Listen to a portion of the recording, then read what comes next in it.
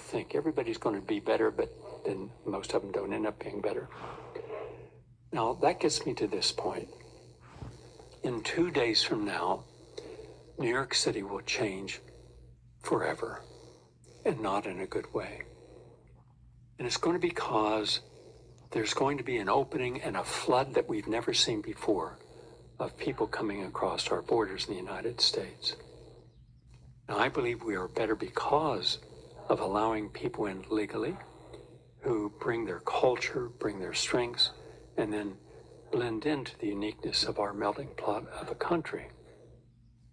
However, the people who are advocating for everyone who wants to come to America to come with no standards whatsoever, this is purely political. It has nothing to do about caring about these people, because if they cared about the people, they would have arrangements in the countries where these people are choosing to leave that prepare a person for entry into a different country, a different culture with different standards.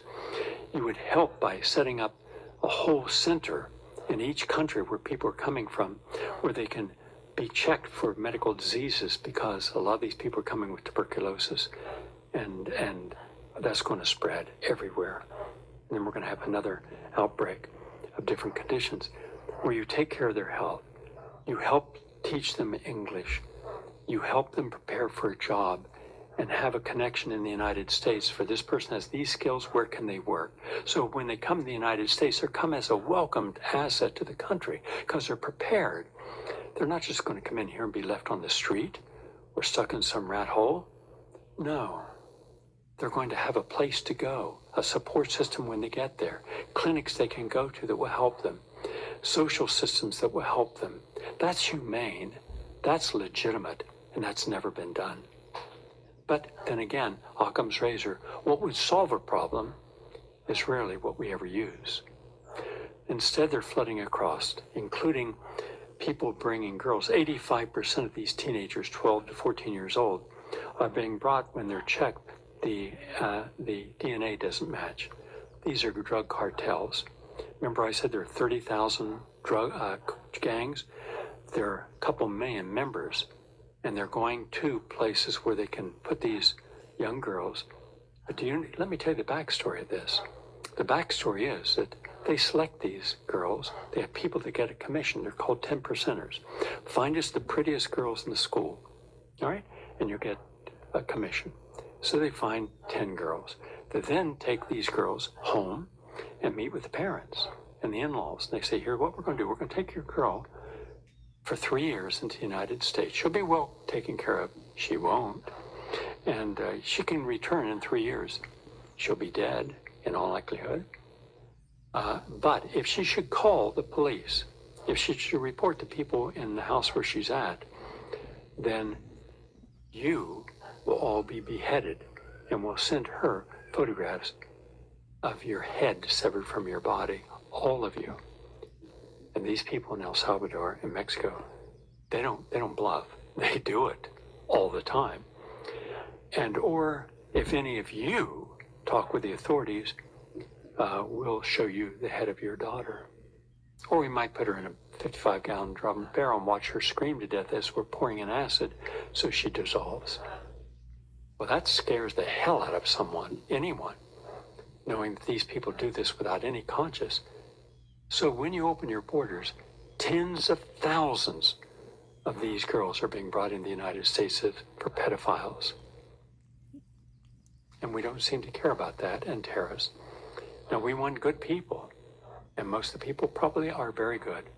But shouldn't it be a way of bringing people in, as historically we have, who are prepared when they get here not to have to live on the street? That's inhumane.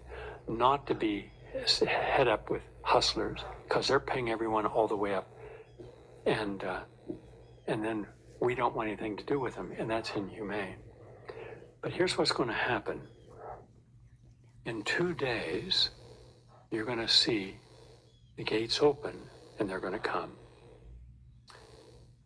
In Central Park, as of this morning, and you can read it for yourself, they're going to put up a tent city in Central Park. Okay. And also at empty airline hangars at Kennedy Airport. Good.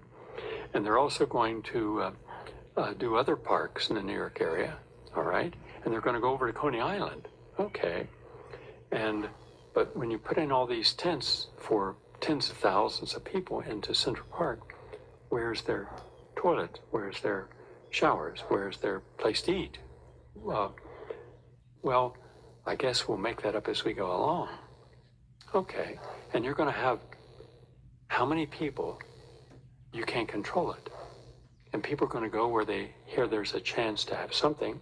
Of course, they won't go to Martha's Vineyard because all the liberals in Martha's Vineyard says, we want you to come across our borders because you'll vote for Democrats. And that's the only reason any of these damn people in Congress are promoting this, and the media as well. But don't come to Martha's Vineyard.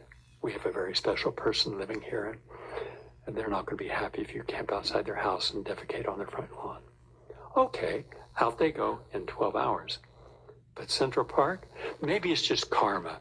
Maybe it's just karma saying for all the people who didn't want anyone in your neighborhood because it would embarrass you, or in Riverside Park because we don't want to go down there in our $3,000 Nike shoes jogging, and with our yoga teacher and our psychologist and our woke counselor who tells us which words we can use that day, and suddenly see someone who, oh, you don't look like you belong here. Nothing like a class system to awaken people to reality.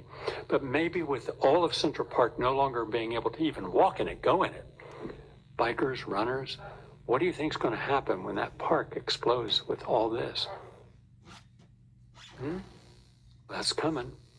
So that means all of our parks are going to be taken over and all the hotels taken over. Have any of you gone into a hotel that's already been filled and see how it's been destroyed? I see. That's not the part you want to see of this story. Okay, then don't see it. It's like side effects of COVID. We don't want to see the side effects. They do not exist. There's never been a person die of COVID vaccines. Never been a person injured by COVID vaccines. Trust us, we're the New York Times. We're the Wall Street Journal. We're the manufacturers. We're Anthony Fauci. Would we ever lie about anything at any time? Never in our history. That's why we live on the Upper West Side. Well, maybe karma's going to come to you, because if they're going to open Central Park, they're certainly going to open Riverside Drive. So now New York City will, in the fastest measure humanly possible, you're going to see it happening right now in all over Texas, in the border, the 900-mile border. You see in El Paso, nothing but tents, the entire streets. And the mayors are saying, nobody can do business. People are robbing and stealing. We don't know what to do with these people. Send them off to sanctuary cities. That's what they're doing. So all your sanctuary cities, Los Angeles, San Francisco, Chicago, Washington, D.C., Philadelphia, St. Louis, Detroit, and Atlanta. And Denver. Well, here we go. You opened a door, and you have no way of closing it, and you have no way of helping these people in any legitimate way. So you, who've advocated this without being it properly done, you are responsible for these people's abuse and neglect.